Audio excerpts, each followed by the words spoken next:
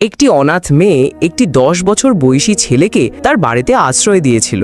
মেয়েটি ছেলেটির সঙ্গে বন্ধুত্ব গড়েছিল এবং তার সঙ্গে অনেক সময় কাটাতো। কিন্তু একদিন সেই ছেলেটি এমন কিছু করল যার পর কয়েক মাস পর মেয়েটির পেটে একটি সন্তান বৃদ্ধি পেতে শুরু করল। গ্রামবাসীরা হাসাহাসি করেছিল এবং তাচ্ছিল্য করেছিল। তবে মেয়েটির কাছে তাদের প্রশ্নের কোনো উত্তর ছিল না, কারণ সে কখনোই কোনো পুরুষকে স্পর্শ করেনি। তাহলে এটি কি সত্যিই সেই ছেলের সন্তান ছিল? জানতে চাইলে পুরো গল্পটি শুনুন। এই গল্পটি চন্দ্রপুরের এক নির্জন কিন্তু রহস্যময় গ্রামের, যেখানে প্রতিটি ছায়া একটি রহস্য লুকিয়ে রাখত। শহরের ঝলমলে আলো বা জীবনের ব্যস্ততা এখানে ছিল না। পাহাড়ের কোলে বসা এই গ্রামটি সবুজে ঢাকা, প্রাকৃতিক শান্তিতে ডুবে থাকত। গ্রামের এক কোণে একটি কুঁড়ে ঘর ছিল, যেখানে রুবিনা থাকত, এক সরল, একাকী এবং নীরব মেয়ে। তার জগৎ ছিল তার আঙুরের বাগান, যা তার বাবা মায়ের মৃত্যুর পর উত্তরাধিকার সূত্রে পেয়েছিল। সে একাকিত্বের সঙ্গে অভ্যস্ত হয়ে গিয়েছিল। না কোনো সখী ছিল, না কোনো সম্পর্ক, না কোনো মনের আনন্দ। প্রতি সকালে সে সূর্য ওঠার আগে বাগানে যেত, তার কোমল হাতে আঙুর তুলত, তারপর বাজারে বিক্রি করে আসত। রুবিনা সম্পর্কে গ্রামে একটাই কথা প্রচলিত ছিল, সে আঙুরওয়ালি মেয়ে, সব সময় একা থাকে, কিন্তু তার আঙুর খুব মিষ্টি। একদিন রুবিনা যখন বাগানে আঙুর তুলছিল, হালকা রোদ গাছের ডালপালা ছুঁয়ে মাটিতে পড়ছিল। পাখিরা কিচিরমিচির করছিল, আর রুবিনা তার চিন্তায় ডুবেছিল। তার মুখে ক্লান্তি আর নীরবতার ছায়া ছিল, যেন কোনো গভীর কথা তার মনে চাপা ছিল। হঠাৎ তার চোখ পড়ল একটি 10 বছরের ছেলের দিকে। সে সাধারণ ছেলেদের মতো ছিল না, না দুষ্টু, না হইচই করা। নীরবে বসে রুবিনার দিকে তাকিয়েছিল। তার চোখে অদ্ভুত নিষ্পাপতা ছিল। রুবিনা চমকে উঠল। প্রথমে ভয় পেল, তারপর জিজ্ঞাসা করল, তোমার নাম কি আর এখানে কি করছো? কিন্তু ছেলেটি কোনো উত্তর দিল না। রুবিনা তাড়াতাড়ি একটি শুকনো কাঠ তুলে জোরে বলল, চলে যাও, আমার বাগান নষ্ট করো না। কিন্তু ছেলেটি সেখানেই বসে রইল। তার চোখে ভয় ছিল না, বরং একটা বিষণ্ণতা লুকিয়েছিল। রুবিনা তাকে দেখে একটু নরম হলো। কাছে যেতেই তার সাহস কমে গেল। ছেলেটি কোনো হট্টগোল করছিল না, শুধু চোখ নামিয়ে ফেলল। কিছুক্ষণ নীরব থাকার পর রুবিনা ধীরে বলল, ঠিক আছে, কিন্তু ক্ষতি করো না। সেদিন ছেলেটি পালালো না, সে জায়গা থেকে উঠে এক কোণে বসে পড়ল। পরের দিন যখন রুবিনা বাগানে ফিরল, ছেলেটি সেই একই জায়গায় বসেছিল। এবার সে অবাক হলো, তবে ভয় পেল না। বলল, তুমি আবার এসেছো? ছেলেটি মাথা নাড়ল। রুবিনার ঠোঁটে হালকা হাসি ছড়িয়ে পড়ল। সে হাতে কিছু আঙুর নিয়ে ধীরে তার কাছে রাখল। ছেলেটি নীরবে আঙুর নিয়ে খেতে লাগল। দিন গড়িয়ে গেল। প্রতিদিন রুবিনা বাগানে আসত, কাজ করত, আর ছেলেটি সেখানে থাকত। সে দুষ্টুমি করত না, বরং সাহায্য করত। গাছ থেকে আঙুর তুলে নিচে ফেলত। মাঝে মধ্যে রুবিনার সামনে হাত পেতে বসত, যেন বলছে, আজকের পুরস্কার কোথায়? রুবিনা ছেলেটির সঙ্গে অভ্যস্ত হয়ে গিয়েছিল। সে তার সঙ্গে কথা বলতে লাগলো, যেন সে বুঝতে পারে, কাশ আমার মা থাকতো, তার মতো তুমিও শান্ত স্বভাবের। ছেলেটি সব শুনত, চোখ দিয়ে উত্তর দিত, কখনো মাথা নাড়ত, কখনো দীর্ঘশ্বাস ফেলত। রুবিনা তার সঙ্গে স্বস্তি বোধ করতে লাগলো। কয়েক সপ্তাহ পর একদিন বৃষ্টি শুরু হলো। রুবিনা দৌড়ে তার কুঁড়ে ঘরের দিকে যাচ্ছিল। হঠাৎ পিছনে তাকিয়ে দেখল ছেলেটি বাগানে ভিজছে। সেই মুহূর্তে তার হৃদয় ভেঙে গেল। সে দৌড়ে গিয়ে বলল, আমার সঙ্গে কেন এলি না? ছেলেটি ভেজা চোখে তার দিকে তাকালো, যেন তার অস্তিত্বে কোনো রহস্য লুকিয়ে আছে। রুবিনা তার হাত ধরে বলল, চলো, আমার সঙ্গে বাড়ি চলো, তুমি আর একা থাকবে না। ছেলেটি নীরবে তার কথা মেনে নিল। এখন রুবিনার কুঁড়ে ঘরে একাকিত্ব ছিল না। ছেলেটি তার সঙ্গে থাকত, কোণে বসে থাকত, রাতে রুবিনার গল্প শুনত। রুবিনা তাকে আলী বলে ডাকত। আলী, খেতে আয়, খাবার তৈরি। আলী, চলো বাজারে আঙুর বিক্রি করতে। গ্রামের লোকজন অবাক হতো, কেউ হাসত, কেউ ফিসফিস করত, এই মেয়ে পাগল হয়ে গেছে, একটা ছেলেকে বাড়িতে নিয়ে এসেছে। কিন্তু তাদের কথায় রুবিনার উপর কোনো প্রভাব পড়ত না। সে তার নিজের জগতে সুখী ছিল, যেখানে আলী, বাগান আর মনের শান্তি ছিল। এক রাতে রুবিনা তার বিছানায় শুয়েছিল। বাইরে ঠান্ডা হাওয়া বইছিল, ভিতরে মাটির প্রদীপ জ্বলছিল। আলী কোণে বসে তাকে দেখছিল। তার চোখ ভেজা ছিল, যেন কোনো রহস্য লুকিয়ে আছে। রুবিনা বড় বড় করে বলল, তুমি আমার সঙ্গে থাকবে, তাই না? সব সময়? আলী মাথা নাড়ল। রুবিনা ঘুমিয়ে পড়ল, কিন্তু সেই রাতে কিছু বদলে যাওয়ার ছিল। যা সময়ের চাকাকে ঘুরিয়ে দেবে। চন্দ্রপুরে শীতের ঠান্ডা ছড়িয়ে পড়েছিল। সূর্যের আলো ম্রিয়মান হয়ে গিয়েছিল। গাছের পাতা হলুদ হয়ে ঝরে পড়ছিল। আঙুরের মৌসুমও শেষ হয়ে গিয়েছিল। রুবিনার শরীর কয়েকদিন ধরে ভাঙা ভাঙা লাগছিল। তার মুখে ক্লান্তি, ঠোঁটে হাসি কমে গিয়েছিল। প্রথমে সে ভেবেছিল এটা সাধারণ ক্লান্তি, কিন্তু জ্বর, ঠান্ডা এবং দুর্বলতা তাকে বিছানায় ফেলে দিয়েছিল। আলী সব সময় তার পাশে থাকত। কখনো তার কপালে ভেজা কাপড় রাখত, কখনো পানি আনত, কখনো বাজার থেকে ফল চুরি করে আনত। রুবিনার শ্বাস ধীর হয়ে গিয়েছিল, কিন্তু মনে শান্তি ছিল। কেউ তার পাশে ছিল যে তাকে কখনো ছেড়ে যায়নি। এক সন্ধ্যায় আকাশ মেঘে ঢাকা ছিল। রুবিনা দুর্বল চোখে আলীর দিকে তাকিয়ে ক্লান্ত কণ্ঠে বলল, আলী, তুমি না থাকলে আমি মরে যেতাম। আলী তার হাত ধরল, যেন কিছু বলতে চায় বা হয়তো কিছু লুকাতে চায়। কয়েকদিন পর রুবিনার স্বাস্থ্য ভালো হলো। সে আবার ঘর পরিষ্কার করতে, বাগানে যেতে এবং আলীর সঙ্গে দীর্ঘ কথা বলতে লাগলো। এক রাতে পূর্ণিমার চাঁদ ঝকঝক করছিল। রুবিনা মাদুর পেতে আকাশের দিকে তাকিয়ে আলীকে জড়িয়ে ধরে বলল, তুমি আমার জীবন বদলে দিয়েছ আলী, কখনো যেও না, প্রতিজ্ঞা করো। আলী তার গালে হাত রাখল। তার চোখ কিছু বলতে চাইছিল। রুবিনা তাড়াতাড়ি ঘুমিয়ে পড়ল, আর সেই রাতে তার ঘুম গভীর ছিল। রাতের শেষ প্রহরে বাইরে নীরবতা ছিল। হাওয়া থেমে গিয়েছিল। প্রদীপের শিখা ম্রিয়মান হয়ে গিয়েছিল। রুবিনা গভীর ঘুমেছিল, হয়তো স্বপ্নে বা এমন বাস্তবে যার সম্পর্কে তার কোনো ধারণা ছিল না। আলী তার কাছে এলো। তার চোখে কিছু বদলে গিয়েছিল। তার আচরণ ভিন্ন হয়ে গিয়েছিল। সে রুবিনার কপালে হাত রাখল। তারপর এমন কিছু করল যার সম্পর্কে রুবিনার কোনো ধারণা ছিল না। সকালে রুবিনার চোখ খুলল। শরীর ক্লান্ত লাগছিল, যেন সে দীর্ঘ পথ পাড়ি দিয়েছে। সে কিছু অনুভব করল, কিন্তু তাকে গুরুত্ব দিল না। তার মন তবুও শান্ত ছিল। আলী তার পাশে ছিল। সে একা ছিল না। মাস গড়িয়ে গেল। সময় নীরবে চলছিল, যেন গভীর রহস্য নিয়ে। রুমিনার শরীরে অদ্ভুত পরিবর্তন আসতে লাগল।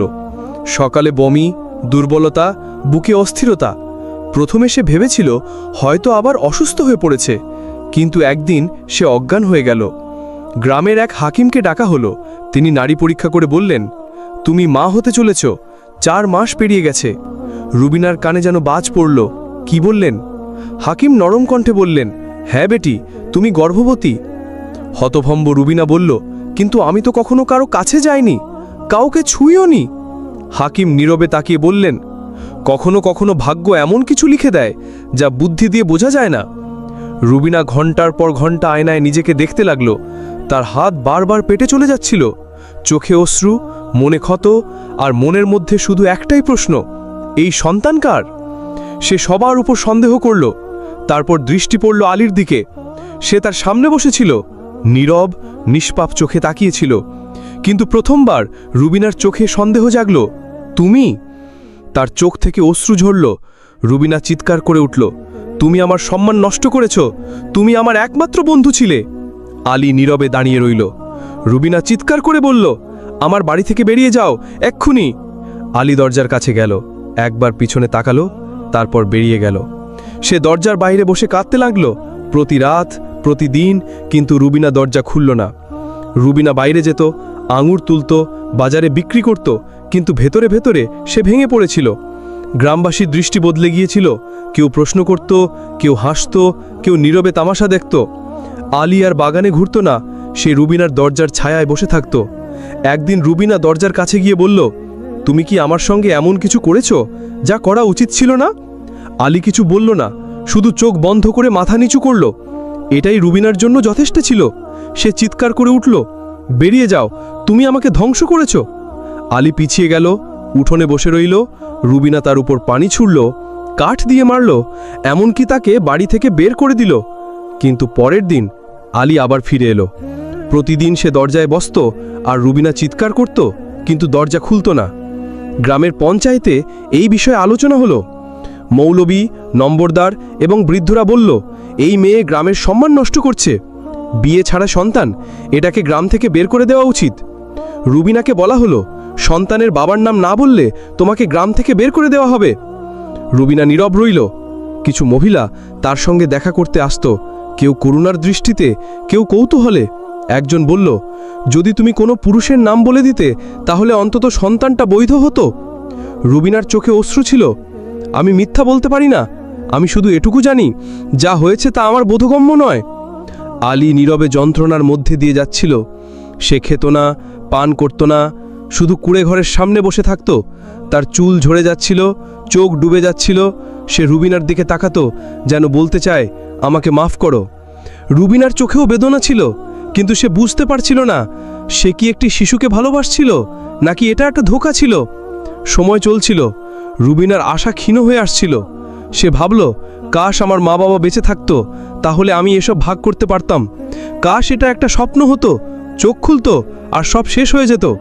কিন্তু বাস্তব ছিল, তার শরীরে একটি নতুন জীবন বেড়ে উঠছিল, আর বাইরের দুনিয়া তাকে অপমান বলছিল। রুবিনা এক নতুন জগতে প্রবেশ করেছিল, যেখানে চারপাশে শুধু প্রশ্ন ছিল, উত্তর ছিল না। শুধু ক্ষত ছিল, মলম ছিল না। শুধু ছায়া ছিল, আলো ছিল না। আলী প্রতিদিন দরজায় আসত, নীরব, ভাঙা, কিন্তু রুবিনার হৃদয় বন্ধ হয়ে গিয়েছিল। এক সন্ধ্যায় রুবিনা কুঁড়ে ঘরে বসেছিল, হাত পেটে, চোখে প্রতিদিনের প্রশ্ন। দরজায় শব্দ হলো, সে বুঝল আলী এসেছে। সে তাকে উপেক্ষা করত, কিন্তু মনে মনে এক অজানা ভয় জন্মে নিয়েছিল। সে কি সত্যি শুধু একটি ছেলে ছিল? সেই রাতে গ্রামে এক অজানো মৌলভী এলেন। তিনি একজন বৃদ্ধ, নীরব স্বভাবের মানুষ ছিলেন, যার মুখে জ্ঞানের ছাপ ছিল। তিনি রুবিনার কুঁড়ে ঘরের সামনে এসে বললেন, বেটি, আমার কিছু বলার আছে, যা তোমার ভাগ্য বদলে দিতে পারে। রুবিনা অবাক হল। মৌলভী বললেন, তুমি যে ছেলেটির সঙ্গে ছিলে, সে ছেলে ছিল না, সে ছিল এক সাপগ্রস্ত জিন। রুবিনার চোখ বিস্ফারিত হল। এটা কি বলছেন? সে তো একটা শিশু ছিল। মৌলভী মাথা নিচু করে বললেন, না বেটি, অনেক বছর আগে এক যুবক একটি বিড়াল মেরেছিল। ভেবেছিল এটা শুধু একটি প্রাণী, কিন্তু সেটি ছিল একটি জিনের সন্তান। জিন তাকে সাপ দিয়েছিল, তাকে অদৃশ্য জিন বানিয়ে দিয়েছিল, যাকে কেউ দেখতে বা কথা বলতে পারত না। কিন্তু তার একটি ভালো কাজের জন্য জিন তাকে একটি সুযোগ দিয়েছিল। শুধু একজন নারী তাকে দেখতে এবং কথা বলতে পারবে। আর যেদিন সেই নারীর সঙ্গে তার সত্যিকারের সম্পর্ক তৈরি হবে, সেদিন সে আবার মানুষ হয়ে যাবে। সেই নারী তুমি। তার যে ভালো কাজটি ছিল সেটি হলো, বিড়ালটিকে মেরে ফেলার পর সে তৎক্ষণাৎ ক্ষমা চেয়েছিল এবং বিড়ালটিকে মাটি দিয়েছিল। রুবিনার মনে ঝড় উঠল। তাহলে সেই রাতে যা হয়েছিল তা ছিল সাপ ভাঙার উপায়। মৌলভী হ্যাঁ সূচক মাথা নাড়লেন। সে অপরাধী ছিল না, সে বাধ্য ছিল। হয়তো তার মনে তোমার প্রতি ভালোবাসাও জন্মেছিল, তাই সে প্রতিদিন ফিরে আসত। রুবিনা দরজা খুলল। যেখানে আলী বসত, সেখানে একটি সুদর্শন যুবক দাঁড়িয়েছিল। সাদা পোশাক, সরল মুখ, চোখে নম্রতা।